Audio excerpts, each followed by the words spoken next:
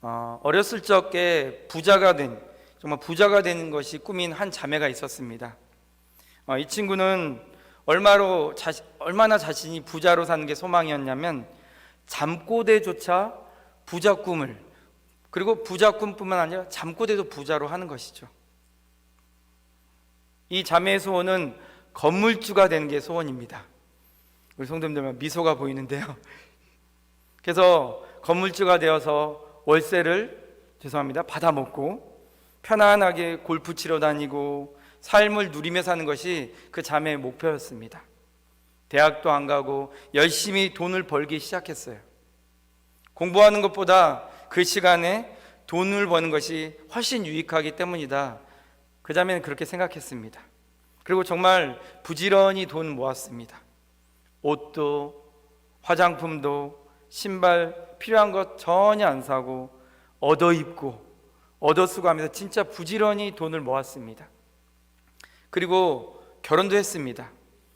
그런데 부자로 살고 싶다 그 꿈 때문에 이 가정생활이 좀 엉망이 되어버렸어요.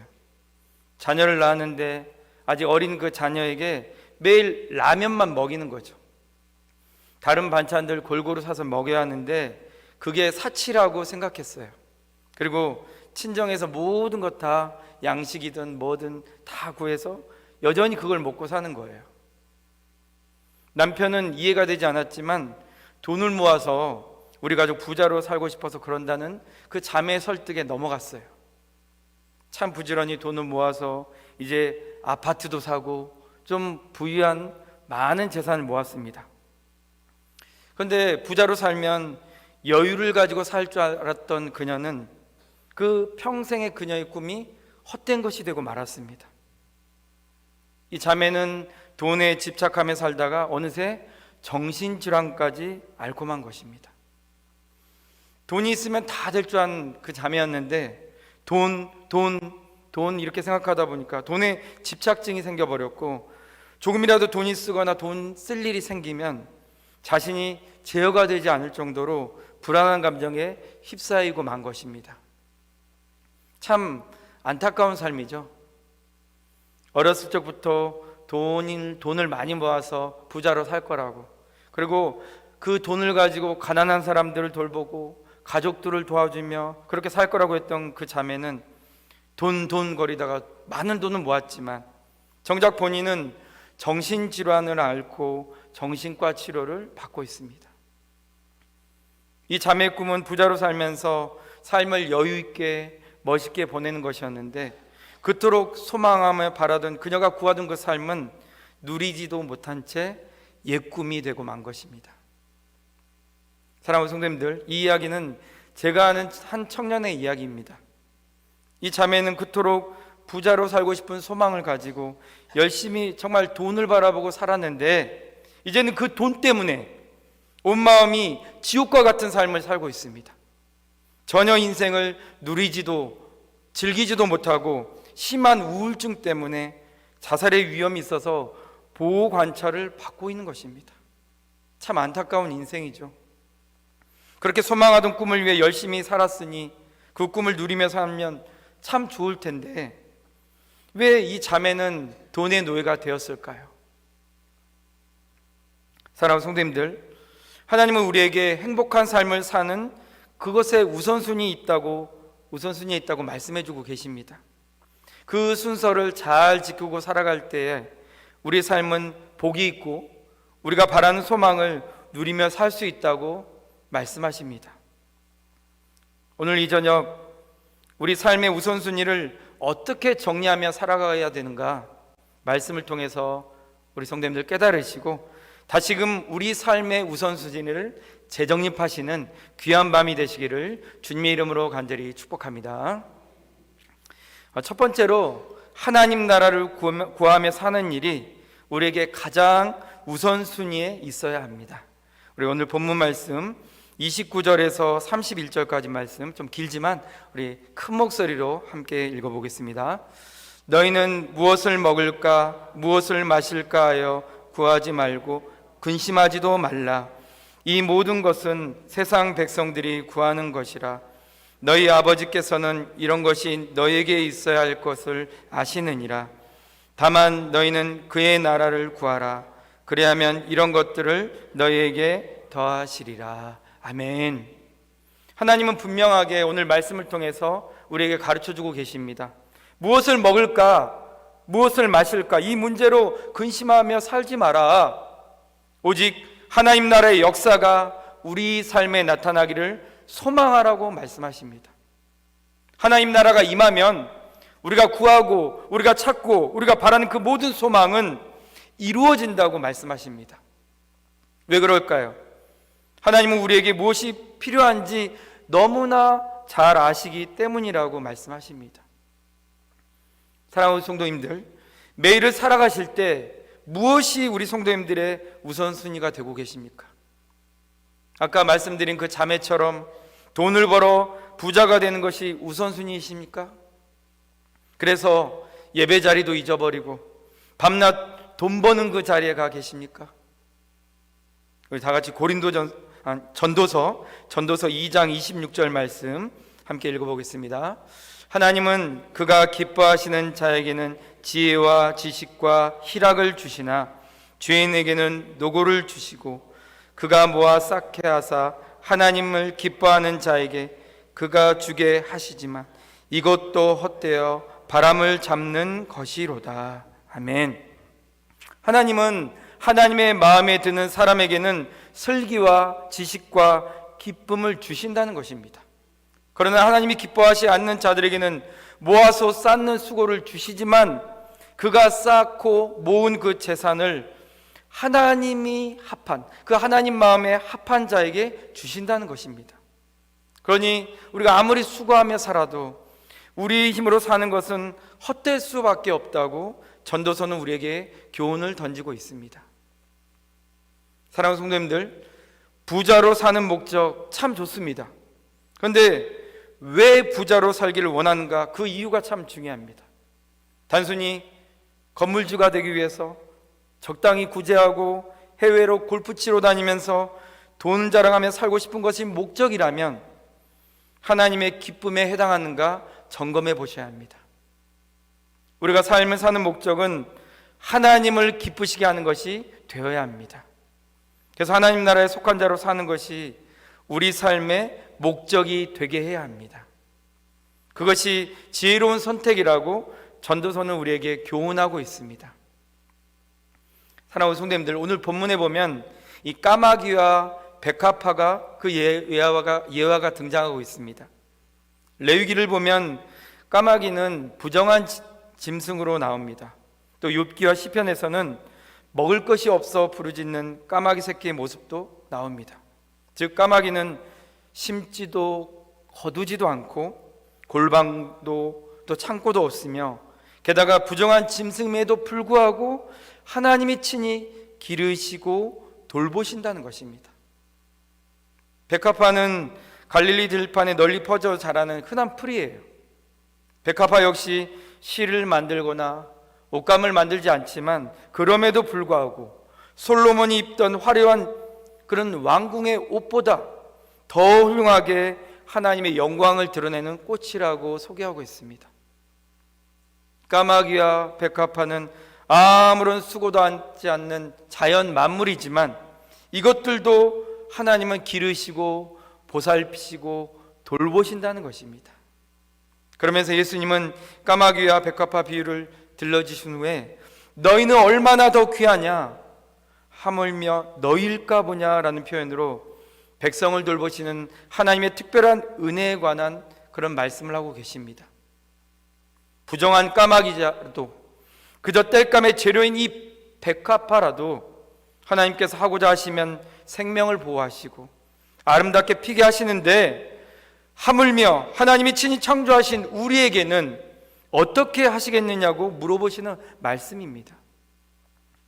사랑하는 성도님들, 하물며 너희일까 보냐, 하물며 너희일까 보냐, 이 말씀이 우리 성도님들 마음 가운데 팍팍 꽂히셨으면 좋겠습니다. 하물며 너희일까 보냐, 이 너희일까에 우리 성도님들 이름을 넣어보세요.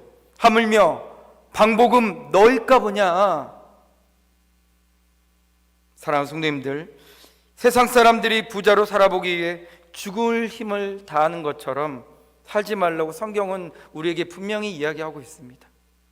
그것이 우리 삶의 우선순위가 되어서는 절대로 안 되겠습니다. 오늘 본문은 우리 삶의 가장 우선순위는 무엇을 입고 무엇을 마시고 무엇을 누리며 살까, 그 물질의 복을 구하는 것이 아니라 하나님 나라를 구하는 것이라고 말씀합니다. 그러니 우리 성도님들의 삶의 우선순위를 예배에 맞추시기를 간절히 소망합니다. 예배 자리를 사모하시기를 축복합니다. 한 성도님이 이런 말씀을 하신 적이 있습니다. 예배 자리 나올 때마다 오늘은 어떤 말씀이 주어질까, 그 사모하는 마음이 생긴다고 이런 말씀을 하시는 거예요. 그 말씀을 들었을 때 속에서 올라오는 그런 울컥하는 그런 감정이 있었습니다. 설교를 잘 들었나 보다 라는 생각 때문에 울컥한 것이 아닙니다. 그 사모하게 된다, 이 사모하는 마음이 생긴다는 그 말씀 때문입니다. 사랑하는 성도님들, 예배를 사모하는 이 마음이 바로 하나님 나라를 구하는 마음입니다. 무엇이 다 갖춰진 삶이 되어야 되는데 부족한 그 상황과 환경 때문에 염려가 쌓인 그 마음이 아니라, 그럼에도 불구하고 까마귀처럼 들의 백합화처럼 하나님의 돌보시는 은총, 그 은총을 구하는 삶, 그것이 바로 예배를 사모하는 마음인 것입니다. 우리 성도님들 모두가 더욱더 예배를 사모하는 마음 꼭 붙잡으시기를 축복합니다. 그래서 무엇을 먹을까, 무엇을 마실까, 무엇을 입을까 붙들려 사는 것이 아니라요, 하나님 말씀이 오늘 내게 뭐라고 말씀하시는가 집중하는 삶을 살아가시기를 축복합니다. 그것이 바로 하나님 나라를 구하는 삶이고, 하나님 나라를 구하는 자 안에 결코 부족함이 없는 하나님의 은혜가 있다는 것을 신뢰하는 삶인 것입니다. 사랑하는 성도님들, 삶의 우선순위를 하나님 나라에 꼭 두시며 예배를 사모하는 인생 살았더니, 말씀을 사모하는 인생 살았더니 하나님께서 어떻게 입히시고 먹이시고 살게 하시는지 꼭 맛보시는, 경험하시는 우리 성도님들 되셔서 삶의 우선순위를 하나님 나라에 두고 살아가시는 복된 인생 되시기를 주님의 이름으로 간절히 축복합니다. 두 번째로, 우리는 재물의 노예가 되지 않아야 합니다. 우리 다 같이 오늘 본문 33절과 34절 말씀 같이 읽어보겠습니다. 너희 소유를 팔아 구제하여 낡아지지 아니하는 배낭을 만들라.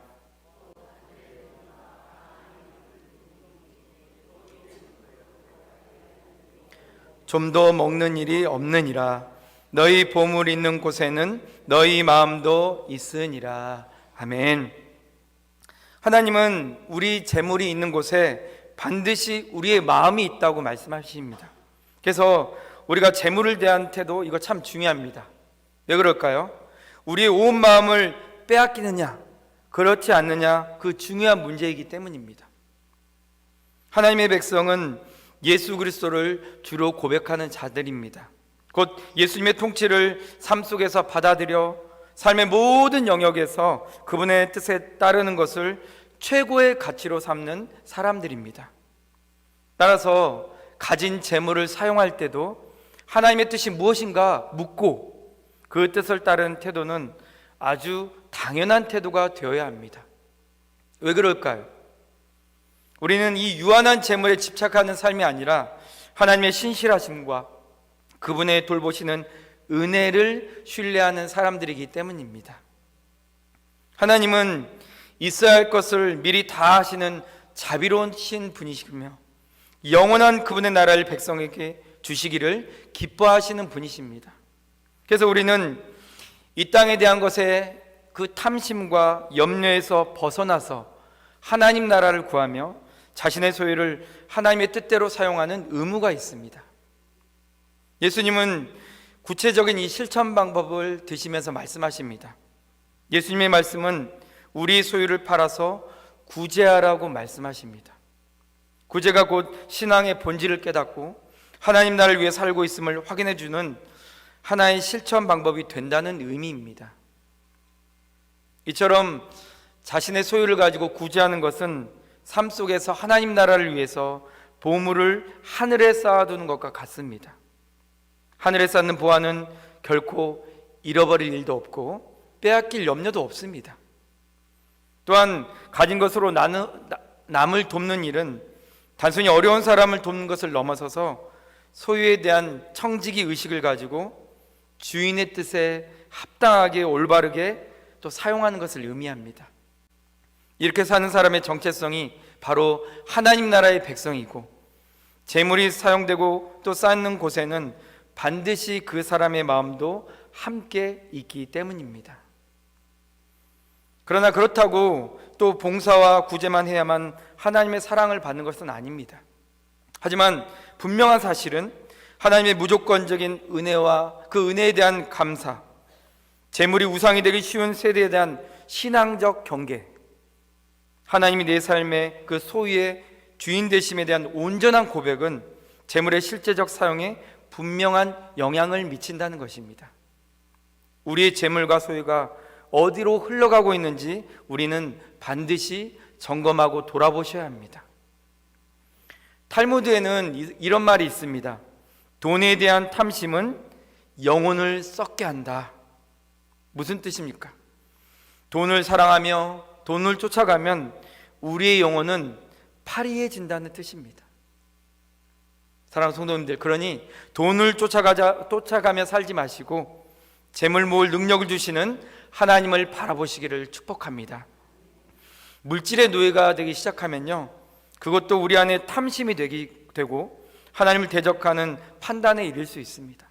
그러니 돈으로 하나님의 능력을 무시하는 일을 행하지 않도록 우리가 우리가 가진 것을 가장 잘 사용할 줄 아는 지혜를 하나님께 구하고 또 갖추시기를 축복합니다. 믿음은 삶입니다. 그리스도인은 삶으로 믿음을 드러낸 사람들입니다. 그러니 우리가 가진 소유도 우리의 믿음을 드러내는 도구가 되어야지 우리를 다스리는 주인이 돼서는 절대로 안 되겠습니다. 하나님은 우리 삶의 우선순위에 이 물질의 부분을 반드시 이야기하십니다. 하나님 나라를 구한 삶을 우선할 때 따라오는 것은 소유를 관리하는 것이라고 말씀합니다. 그러니 우리 사랑하는 성도님들, 하나님 나라를 소망하면서 절대로 물질을 주인으로 삼을 수 없다는 것입니다. 그러니 말로 하나님께 믿음을 보여드리려고 애쓰지 마시고요, 삶으로, 우리 믿음을 삶으로 살아내는, 보여주시는 우리 성도님들 모두가 되시기를 주님의 이름으로 간절히 축복합니다. 이제 말씀 마무리하겠습니다. 사랑하는 성도님들, 우리에게 소유를 주신 분은 누구십니까? 그렇습니다. 우리 하나님이십니다. 그래서 우리는 하나님의 영광을 위해서 우리의 소유를 사용해야 합니다. 왜 그럴까요? 우리가 가진 소유라 해도 그 사실, 그 소유권은 하나님의 은혜에 있기 때문입니다. 하나님의 은혜가 우리 삶에 내려와 주셨기 때문에 우리는 그 안에서 모든 소유의 복을 누리며 살아가는 것입니다. 그러니 하나님을 인정하고 하나님 나라를 품고 사는 사람은 가진 재물의 소유권조차 하나님께 드리는 자임을 기억하시면서 소유의 많고 적음의 행복의 기준을 두지 않기를 간절히 축복합니다. 소유가 많아야 행복하고 소유가 적으면 근심하고 사는 것은요, 재물의 노예로 사는 것입니다. 안타까운 인생이죠. 사랑하는 성도님들, 재물의 노예로 살아가지 마시고요, 재물을 주신 하나님의 자녀로 살아가시기를 축복합니다. 우리 삶의 우선순위를 분명하게 바꿀 때 우리는 하나님의 자녀로 사는 축복을 누릴 수 있습니다. 가장 우선순위는 항상 우리의 욕심이 먼저가 아니라 하나님 나라가 먼저라는 것을 기억하십시오. 하나님 나라가 임한 삶을 구해야 됩니다. 그래서 늘 우리가 훈련해야 되는 것은요, 하나님을 신뢰하는 것입니다. 까마귀를 볼 때마다, 들의 풀을 볼 때마다 기억하십시오. 하나님은 나를 먹이시고 입히시고 재우시고 살게 하시는 분이시다. 이 사실을 신뢰하고 사는 훈련이 되어야 두 번째 순서인 재물의 노예가 되지 않습니다. 하나님은 반드시 내 삶을 지키시고 보호하신다는 그 믿음이 바로 서야 하나님 나라를 구하는 삶을 살게 되고, 우리가 가진 재물도 우리의 소유로, 나의 소유로 욕심을 내지 않게 되는 것입니다. 하나님 나라가 임하는 그런 사람의 삶은 자신의 영광을 드러내고 구하는 삶이 되지 않기 때문입니다. 사랑하는 성도님들, 어찌됐든 하나님 나라를 먼저 구하시고 그분의 뜻만이 우리 삶을 통해 드러나도록 이루어지도록 소망하시기를 간절히 축복합니다. 하나님의 뜻이 이루어지는 과정에 우리가 가진 재물이 필요하다면 그 소유권 주장하지 마세요. 하나님께 그저 그것마저도 다 내어드리면서 더 우리에게 있어야 할 것을 채워주시고 넉넉한 도움으로 함께 하실 하나님을 신뢰하시기를 소망합니다. 이런 자의 삶은 천국을 소망하는 삶으로 가득할 뿐만 아니라 이미 마음 안에 천국의 은혜가 넘치는 삶이 될 것입니다. 그리고 이런 자는 세상이 능히 감당할 수 없는 믿음의 삶을 살아낼 것입니다. 우리 성도님들 모두가요, 이 축복을 누리시며 하나님 나라를 꼭 품고 살아가시는 복된 인생 되시기를 주님의 이름으로 간절히 축원합니다.